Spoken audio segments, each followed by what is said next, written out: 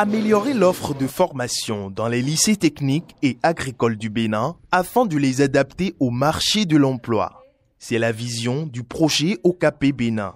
Initié en 2019, ce projet s'inscrit dans le rayonnement du secteur agricole en République du Bénin. Le projet OKP Bénin, c'est un projet de collaboration institutionnelle qui a été financé par le gouvernement des Pays-Bas à travers la NUFIC. Ce projet couvre les 10 lycées techniques agricoles du Bénin. Le projet vise d'abord le renforcement de capacités au niveau des lycées techniques agricoles. C'est un renforcement de capacité qui intervient au niveau des enseignants, mais également un renforcement de capacité au niveau institutionnel. L'insertion des jeunes diplômés des lycées techniques et agricoles dans la vie professionnelle est en effet un défi majeur.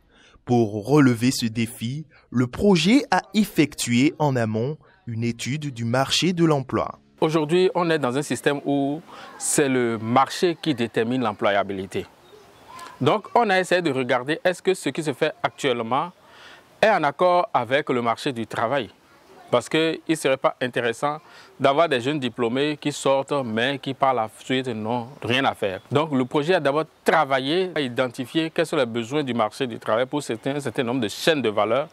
Et au regard de ça, le projet a travaillé à voir des matériels qui seront bientôt infusés pour pouvoir les mettre à la disposition des lycées techniques agricoles de façon à ce que lorsqu'ils vont les utiliser dans la pratique, vous allez voir, ça va donner un résultat un peu plus probant pour davantage favoriser l'employabilité au niveau des apprenants. Les chaînes de valeur identifiées par le projet se regroupent en 3 pôles sur l'ensemble des 10 lycées ciblés.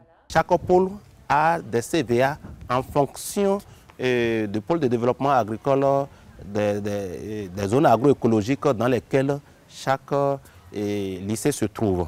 Donc ça fait déjà une particularité. Par exemple, nous parlons de l'embouche ovine au niveau du pôle nord, mais le pôle centre ne parle pas de l'embouche ovine. Le pôle sud ne parle pas de l'embouche ovine. Au moment où nous parlons des poulets locaux, le pôle sud parle par exemple des porcs.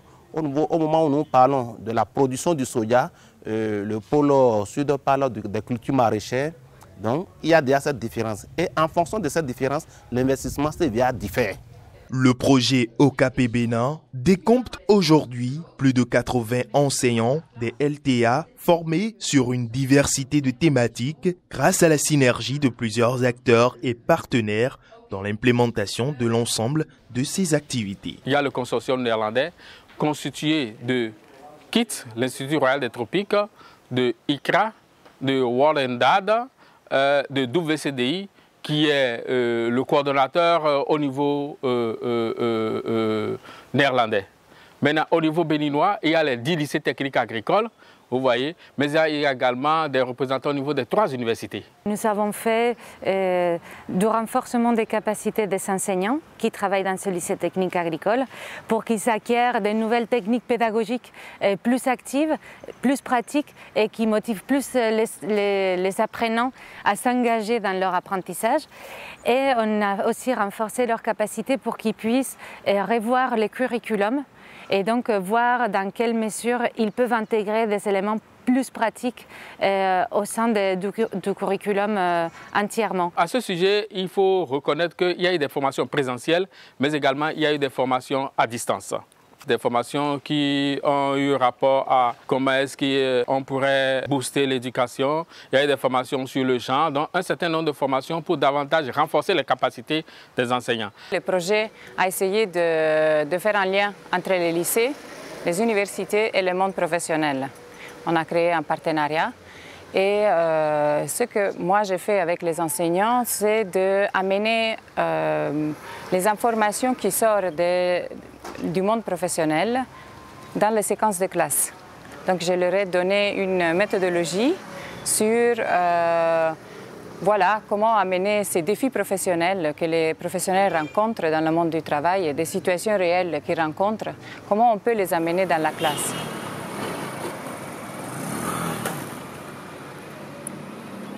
J'ai été bénéficiaire de la formation sur Booster l'éducation. Il y a eu d'autres formations, mais j'ai beaucoup plus travaillé sur Booster l'éducation. Et au cours de cette formation, nous avons eu plusieurs outils qui nous permettent de mieux nous préparer pour nos enseignements et de bien animer aussi nos cours. On nous a formés sur des thématiques telles que l'escalier d'apprentissage et la matrice de diagnostic, la classe inversée et la réalisation des vidéos. Tout ça vraiment m'a beaucoup aidé dans mes pratiques de l'enseignement. Lorsqu'on a appliqué cette nouvelle méthode, on a constaté que le cours est plus vivant. Les apprenants participent mieux. Ils participent mieux, que ce soit au cours théorique comme au cours pratique. La participation, ils sont très assidus et ils participent effectivement au cours. Le projet a également travaillé à voir au niveau des lycées techniques agricoles l'aspect genre. Qu'est-ce qui constitue des contraintes que l'on rencontre au niveau des lycées techniques agricoles au niveau du genre? Au regard de ces besoins, nous avons fait des investissements. Vous allez voir, quand vous allez dans certains lycées, vous allez voir que c'est des clôtures qui ont été effectuées. Dans d'autres lycées, vous allez voir que en fait, c'est des investissements en forage. Vous allez voir dans d'autres lycées, c'est d'autres investissements. Il y a travaillé sur l'aspect genre. Dans les lycées techniques, l'effectif des filles est moindre par rapport à celui des garçons. Donc déjà, il y a des stéréotypes qui influencent la situation des filles dans nos lycées. Et compte tenu d'un certain nombre de constats faits dans les 10 lycées du Bénin, il y a eu l'élaboration d'un plan d'action genre qui a été exécuté dans les 10 lycées du Bénin. Cet appui genre a constitué à sélectionner 3 personnes par lycée du pôle et à les faire former. Et ce qui a conduit à l'installation d'un point focal genre au niveau de chaque lycée du pôle et à l'installation d'une cellule écoute genre au niveau des lycées techniques agricoles. Et cette cellule d'écoute désormais permet aux apprenants d'exprimer leurs préoccupations, leurs difficultés et de poser toutes les formes de préoccupations qu'ils ont mais qu'ils sont toujours réticents à exprimer. Par ailleurs, le projet a apporté d'autres innovations déterminantes dans la conduite des stages au sein des lycées techniques et agricoles du Bénin. Vous ne pouvez pas former un professionnel aujourd'hui sans nécessairement parler de son intégration en milieu professionnel. Et le stage contribue réellement à atteindre cet objectif-là. Au niveau des lycées techniques agricoles, il n'y avait pas de guide de stage, donc le projet a travaillé davantage à déterminer, à mettre en place un guide de stage. Dans le guide de stage, les rôles de chaque acteur sont définis. Ce qu'il y a comme amélioration qu'on peut mentionner, lorsque vous prenez par exemple les apprenants en 4e année, ils n'étaient pas assidus sur les lieux de stage parce qu'il n'y avait pas une note, ou bien ces notes-là ne sont pas prises en compte lors des soutenances.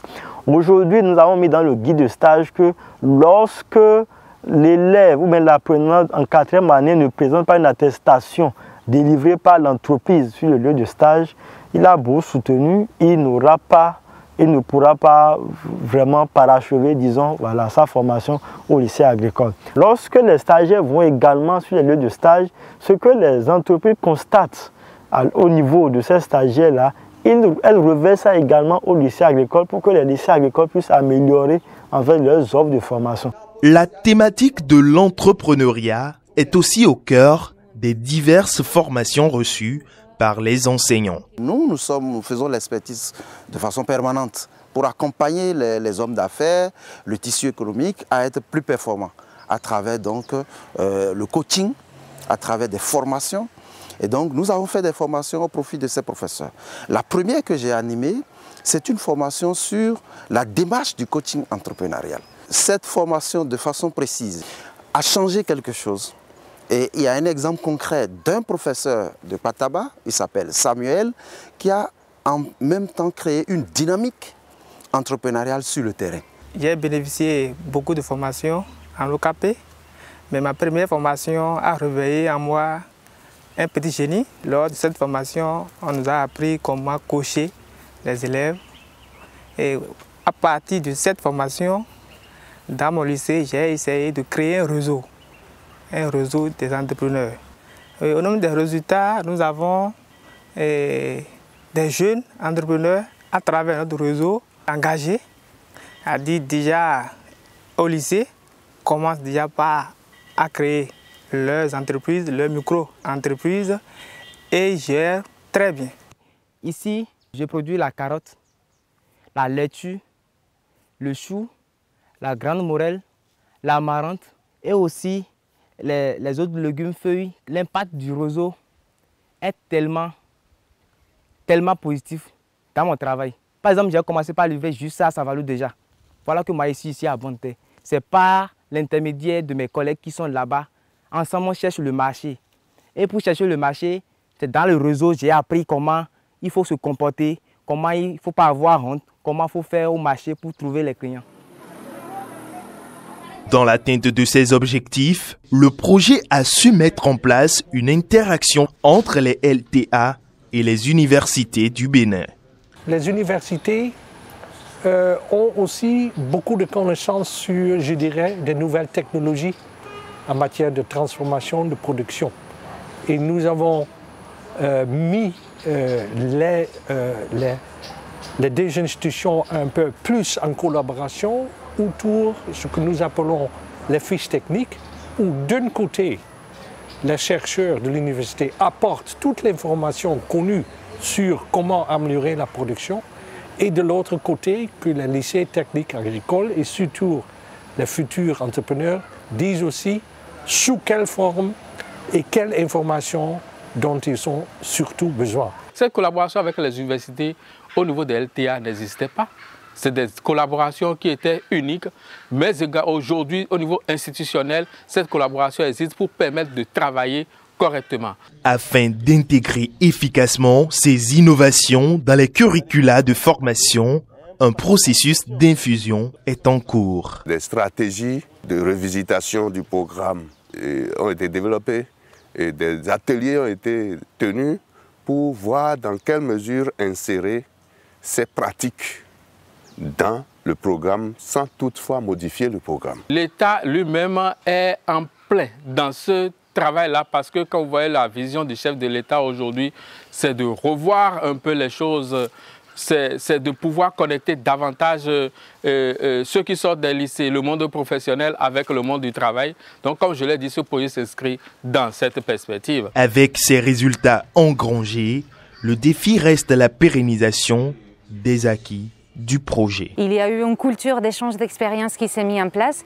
et je pense qu'il ne faut pas la laisser tomber. Il faut continuer et ne pas hésiter à partager les connaissances des uns et des autres pour que voilà, on puisse tous ensemble créer un meilleur avenir pour nos jeunes. Nous avons la certitude que ce que nous avons engagé comme travail sera continué au niveau de l'État. Nous avons l'espérance que NUFIC également ne va pas s'arrêter à si bon chemin pour permettre cette intégration que nous avons commencé au niveau de ce projet pour que l'étudiant sorti, l'apprenant sorti des LTA puisse s'intégrer sur le marché du travail, mais également que au niveau du personnel enseignant, ce renforcement de capacité ne puisse pas s'arrêter là.